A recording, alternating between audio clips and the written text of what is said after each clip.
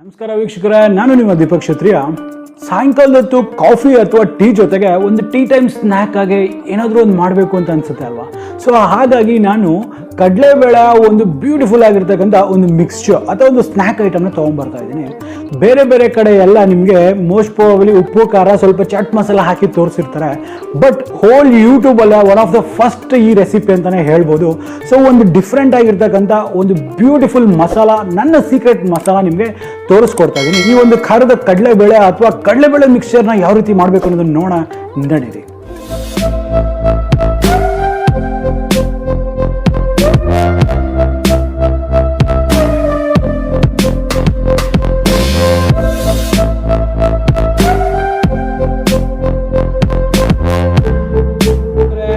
ಈಗ ಈ ಮಸಾಲೆ ಕಡಲೆಬೇಳೆ ಮಾಡೋದಕ್ಕೆ ಏನೇನು ಪದಾರ್ಥಗಳು ಬೇಕನ್ನೋದನ್ನ ನೋಡೋಣ.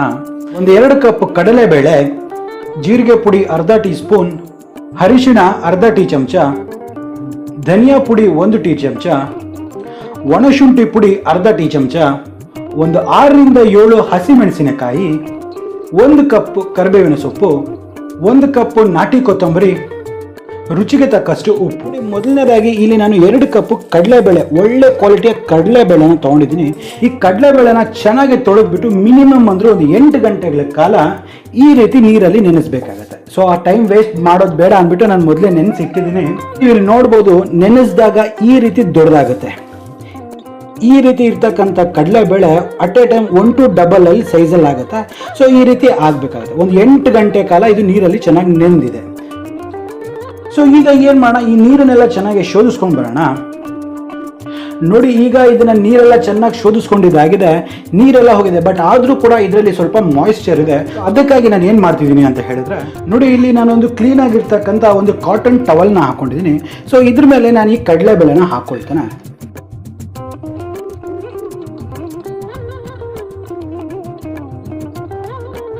ಇದರಲ್ಲಿರ್ತಕ್ಕಂಥ ಎಕ್ಸಸ್ ನೀರನ್ನ ಇದು ಹೀರ್ಕೊಳ್ಳುತ್ತೆ ಅನ್ನೋದೊಂದು ಕಾರಣ ಅಷ್ಟೇ.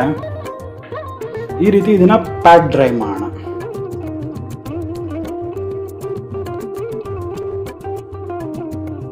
ನೋಡಿ, ಈಗ ಇದು ಚೆನ್ನಾಗಿ ಡ್ರೈ ಆಗಿದೆ.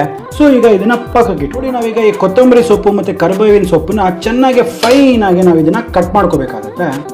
ಸೊ ಹಾಗಾಗಿ ನಾನು ಇದನ್ನ ಫೈನ್ ಆಗಿ ಕಟ್ ಮಾಡ್ಕೊಳ್ತೇನೆ.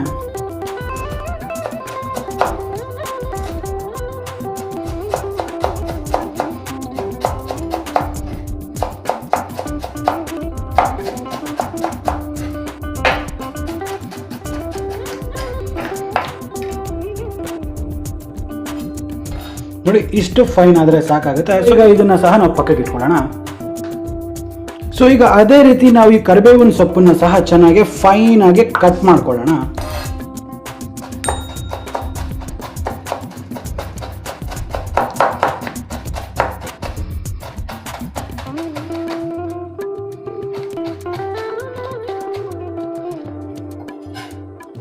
ನೋಡಿ, ಕರಿಬೇವು ಸಹ ಈ ಒಂದು ಲೆವೆಲ್ಗೆ ಇಷ್ಟು ಸಣ್ಣಕ್ಕಾದರೆ ಸಾಕಾಗುತ್ತೆ. ಸೊ ಈಗ ಇದನ್ನ ಸಹ ಪಕ್ಕಕ್ಕೆ ಇಟ್ಕೊಳ್ಳೋಣ.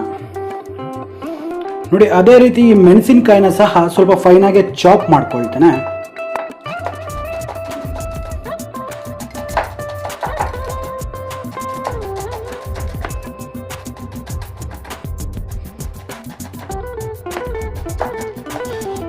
ನೋಡಿ, ಇಷ್ಟು ಫೈನ್ ಆಗಿದ್ರೆ ಸಾಕಾಗುತ್ತೆ. ಸೊ ಈಗ ಇದನ್ನ ಸಹ ಪಕ್ಕಕ್ಕೆ ಇಟ್ಕೊಳ್ಳೋಣ. ನೋಡಿ, ಇಲ್ಲಿ ಒಂದು ಬಾಣಲೆನ ಬಿಸಿ ಮಾಡಕ್ಕೆ ಇಟ್ಟಿದ್ದೀನಿ. ಸೊ ಇದರಲ್ಲಿ ನಾನು ಈ ಡೀಪ್ ಫ್ರೈ ಮಾಡೋದಕ್ಕೆ ಎಷ್ಟು ಎಣ್ಣೆ ಬೇಕೋ ಅಷ್ಟು ಎಣ್ಣೆನ ಹಾಕೊಳ್ತಾ ಇದ್ದೀನಿ. ನಾವೀಗ ಡೀಪ್ ಫ್ರೈ ಮಾಡೋದಕ್ಕೆ ಎಣ್ಣೆ ಹಾಕೊಳ್ತಾ ಇದ್ದೀವಿ. ಸೊ ಎಣ್ಣೆ ಎಷ್ಟು ಹಾಕೋಬೇಕು ಅಂತ ಹೇಳಿದ್ರೆ, ಬಾಣಲಿ ತುಂಬ ಹಾಕೊಳಕ್ಕೆ ಹೋಗ್ಬಿಡಿ. ಬಾಣಲೆಯಲ್ಲಿ ಒಂದು 50% ಅಷ್ಟು ಮಾತ್ರ ಎಣ್ಣೆ ಹಾಕೊಳ್ಳಿ. ಕಾರಣ ಏನಪ್ಪ ಅಂತ ಹೇಳಿದ್ರೆ, ಈ ಒಂದು ಮೆಷಿನ್ ಸಹಾಯದಿಂದ ಅಥವಾ ನೀವು ರೆಗ್ಯುಲರ್ ನಾರ್ಮಲ್ ಆಗಿ ನೀವು ಈ ಕಡಲೆಬೇಳೆ ನಾವು ಡೀಪ್ ಫ್ರೈ ಮಾಡ್ಕೋಬೇಕಂತ ಹೇಳಿದ್ರೆ, ಹಾಕಿದ ತಕ್ಷಣ ಅದು ಎಣ್ಣೆ ನೊರೆ ಬರೋಕ್ಕೆ ಶುರು ಆಗುತ್ತೆ. ನೀವು ಜಾಸ್ತಿ ಎಣ್ಣೆ ಹಾಕಿದ್ರೆ ಆ ಎಣ್ಣೆ ಎಲ್ಲ ಹೊರಗೆ ಬೀಳೋದು ಚಾನ್ಸಸ್ ಇರುತ್ತೆ, ನಿಮ್ಮ ಮೈ ಮೇಲೆ ಸಿಡಿತಕ್ಕಂಥ ಚಾನ್ಸಸ್ ಇರುತ್ತೆ. ಸೊ ಹಾಗಾಗಿ ಇಂಜುರೀಸ್ನ ಅವಾಯ್ಡ್ ಮಾಡೋ ಒಂದು ಕಾರಣಕ್ಕಾಗಿ ಎಣ್ಣೆನ ಬಾಣಲೆಯಲ್ಲಿ ಒಂದು 50% ಅಷ್ಟು ಮಾತ್ರ ನೀವು ಎಣ್ಣೆನ ಹಾಕೊಳ್ಳಿ. ನೋಡಿ, ಎಣ್ಣೆ ಚೆನ್ನಾಗಿ ಬಿಸಿ ಆಗಿದೆ. ಸೊ ನನಗೆ ಇದು ಶೋಧಿಸ್ಕೊಳ್ಳೋಕೆ ಈಸಿ ಆಗುತ್ತೆ ಅಂದ್ಬಿಟ್ಟು ನಾನು ಈ ಥರದ್ದು ಒಂದು ಮೆಶ್ನ ತೊಗೊಂಡಿದ್ದೀನಿ. ಸೊ ಇದನ್ನು ಈ ರೀತಿ ಎಣ್ಣೆಲಿ ಇಡ್ತಾ ಇದ್ದೀನಿ. ಸೊ ನಿಮ್ಮ ಹತ್ರ ಇದ್ರೆ ಇದನ್ನು ಯೂಸ್ ಮಾಡಿ, ಇಲ್ಲ ಅಂತ ಹೇಳಿದ್ರೆ ನಾರ್ಮಲ್ ಆಗಿ ನೀವು ಅದನ್ನು ಫ್ರೈ ಮಾಡ್ಕೋಬಹುದು. ಸೊ ಈಗ ಇದು ಎಣ್ಣೆ ಚೆನ್ನಾಗಿ ಬಿಸಿ ಆಗಿದೆ ಅನಿಸುತ್ತೆ. ಸೊ ನಾನೀಗ ಈ ನೆನೆಸಿರ್ತಕ್ಕಂಥ ಕಡಲೆಬೇಳೆನ ಈ ಎಣ್ಣೆಲಿ ಹಾಕ್ಕೊಳ್ತೇನೆ.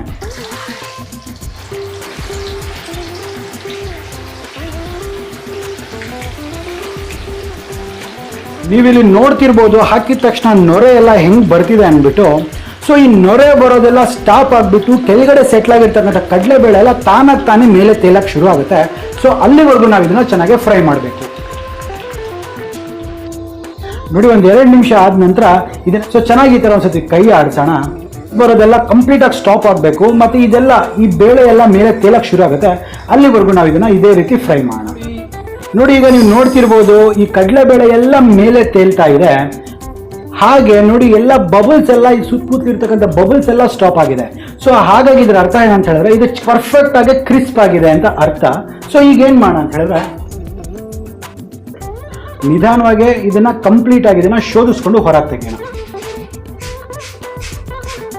ಎಕ್ಸಸ್ ಆಯಿಲ್ ಎಲ್ಲ ಹೋಗ್ಬಿಡ್ಬೇಕು. ನೋಡಿ, ಈಗ ಇದು ಪರ್ಫೆಕ್ಟ್ ಆಗಿ ಆಗಿದೆ. ಸೊ ಈಗ ಇದನ್ನ ಹೊರಗಡೆ ತಕ್ಕೊಳ್ಳೋಣ.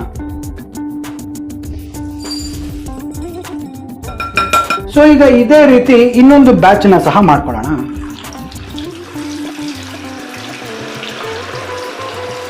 ನೋಡಿ, ಇದು ಸಹ ಅಷ್ಟೇ. ಈ ಬಬಲ್ಸ್ ಈ ರೀತಿ ಬರೋದೆಲ್ಲ ನಿಂತ್ಕೊಂಡ್ಬಿಟ್ಟು ಈ ಕಡಲೆಬೇಳೆ ಮೇಲೆ ಬರೋವರೆಗೂ ಇದನ್ನು ಸಹ ಕ್ರಿಸ್ಪ್ ಆಗಿ ಫ್ರೈ ಮಾಡ್ಕೊಂಡು ಪಕ್ಕಕ್ಕೆ ಇಡೋಣ. ನೋಡಿ, ಈಗ ಇದರಲ್ಲಿ ಒಂದು 25ರಿಂದ 30 ಈ ಒಂದು ಕಾಜುನ ಹಾಕೊಳ್ತೇನೆ. ಇದನ್ನು ಸಹ ಅಷ್ಟೇ ಚೆನ್ನಾಗಿ ಸ್ವಲ್ಪ ಗೋಲ್ಡನ್ ಬ್ರೌನ್ ಆಗೋವರೆಗೂ ಮಾತ್ರ ಫ್ರೈ ಮಾಡೋಣ. ನೆನಪಿರಲಿ, ತುಂಬ ಜಲ್ದಿ ಇದು ಕೆಂಪಗಾಗ್ಬಿಡುತ್ತೆ. ನೋಡಿ, ಹಾಕಿದೊಂದು ಸ್ವಲ್ಪದೆಲ್ಲ ಕಲರ್ ಚೇಂಜ್ ಆಗ್ತಾ ಇದೆ. ನೋಡಿ, ಇವಾಗ ಇಷ್ಟ ಆಯಿತು. ಇಷ್ಟ ಆಗೋಕ್ಕೆಲ್ಲ ತೆಗೆದ್ಬೇಡ. ನೋಡಿ ಸ್ನೇಹಿತರೆ, ಇವಾಗ ಇದೇ ಬಾಣಲಿಯಲ್ಲಿ ನಾನೊಂದು 3 ಟೇಬಲ್ ಸ್ಪೂನ್ ಅಷ್ಟು ಎಣ್ಣೆ ಇಟ್ಕೊಂಡಿದ್ದೀನಿ. ನಿಮಗೆ ಖಾರಕ್ಕೆ ಬೇಕಾದಷ್ಟು ಈ ಒಂದು ಹಸಿಮೆಣಸಿನಕಾಯಿನ ಸಣ್ಣಗೆ ಚಾಪ್ ಮಾಡಿರ್ತಕ್ಕಂಥದ್ದು ಹಾಕೊಳ್ತೀನಿ. ನೆನ್ಪಿಟ್ಕೊಳ್ಳಿ, ಇದು ಚೆನ್ನಾಗಿ ಫ್ರೈ ಆಗಬೇಕು.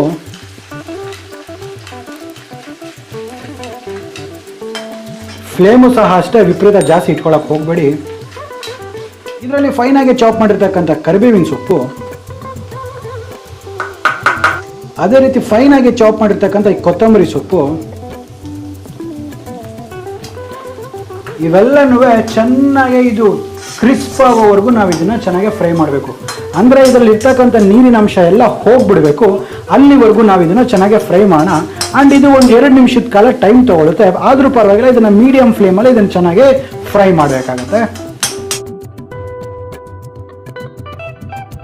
ನೋಡಿ, ಇವಾಗ ಇದೆಲ್ಲ ಚೆನ್ನಾಗಿ ಕ್ರಿಸ್ಪ್ ಆಗಿದೆ. ಇದ್ರಲ್ಲಿ ಬಬಲ್ಸ್ ಬರೋದು ಸಹ ನಿಂತೋಗ್ಬಿಟ್ಟಿದೆ. ಮೊದಲನೇದಾಗಿ ಫ್ಲೇಮ್ನ ಆಫ್ ಮಾಡ್ಕೊಳ್ಳೋಣ. ನೋಡಿ, ಇದರಲ್ಲಿ ಕರಿಬೇವಿನ ಸೊಪ್ಪು, ಕೊತ್ತಂಬರಿ ಸೊಪ್ಪು ಮತ್ತು ಈ ಮೆಣಸಿನ್ಕಾಯಿ ಎಲ್ಲ ನಾವು ಹಾಕಿದೀವಲ್ಲ, ಇದು ಕಂಪ್ಲೀಟಾಗಿ ಕ್ರಿಸ್ಪ್ ಆಗಬೇಕು.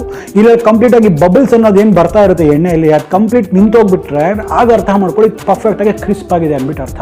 ಅದಾಗಿದ ತಕ್ಷಣ ನೀವು ಮಾಡಬೇಕಾಗಿರ್ತಕ್ಕಂಥದ್ದು ಫ್ಲೇಮ್ನ ಆಫ್ ಮಾಡ್ಕೊಳ್ಳಿ. ಫ್ಲೇಮ್ನ ಆಫ್ ಮಾಡಿದ ನಂತರನೇ ಈ ಮಸಾಲಾ ಪೌಡರ್ಗಳನ್ನ ಹಾಕಬೇಕಾಗತ್ತೆ. ಫ್ಲೇಮ್ನ ಆನ್ ಮಾಡ್ಕೊಂಡೆ ನೀವು ಮಸಾಲಾ ಪೌಡರ್ಸ್ ಎಲ್ಲ ಹಾಕಿದ್ರೆ ಎಕ್ಸೆಸ್ ಹೀಟಿಂದ ಏನಾಗುತ್ತೆ, ಮಸಾಲಾ ಪೌಡರ್ಸ್ ಏನಾಗುತ್ತೆ ಅದು ಸೀದ್ ಹೋಗೋ ಚಾನ್ಸಸ್ ಇರುತ್ತೆ. ಸೊ ಹಾಗಾಗಿ ಫ್ಲೇಮ್ನ ಸ್ವಿಚ್ ಆಫ್ ಮಾಡಿದ ನಂತರನೇ ನೀವು ಈ ಮಸಾಲಾ ಪೌಡರ್ಸ್ನ ಹಾಕಬೇಕಾಗುತ್ತೆ. ಟೆನ್ಷನ್ ತಗೋಬೇಡಿ, ಆ ಬಾಣಲೆಯಲ್ಲಿರೋ ಹೀಟಿಂದನೇ ಈ ಮಸಾಲೆ ಪರ್ಫೆಕ್ಟಾಗಿ ಕುಕ್ ಆಗುತ್ತೆ.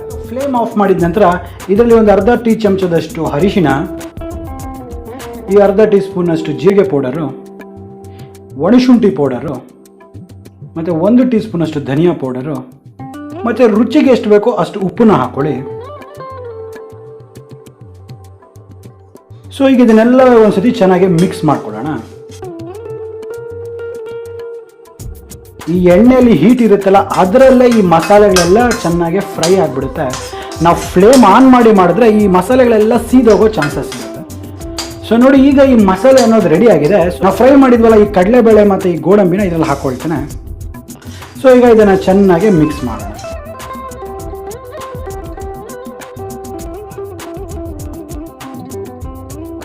ನೋಡಿ, ಎಷ್ಟೋ ರುಚಿಕರವಾಗಿ ಟೇಸ್ಟಿಯಾಗಿರ್ತಕ್ಕಂಥ ಈ ಒಂದು ಕಡಲೆಬೇಳೆಯ ಮಸಾಲೆ ಅಥವಾ ಈ ಕಡಲೆಬೇಳೆ ಮಿಕ್ಸ್ಚರ್ ರೆಡಿ ಆಗಿದೆ.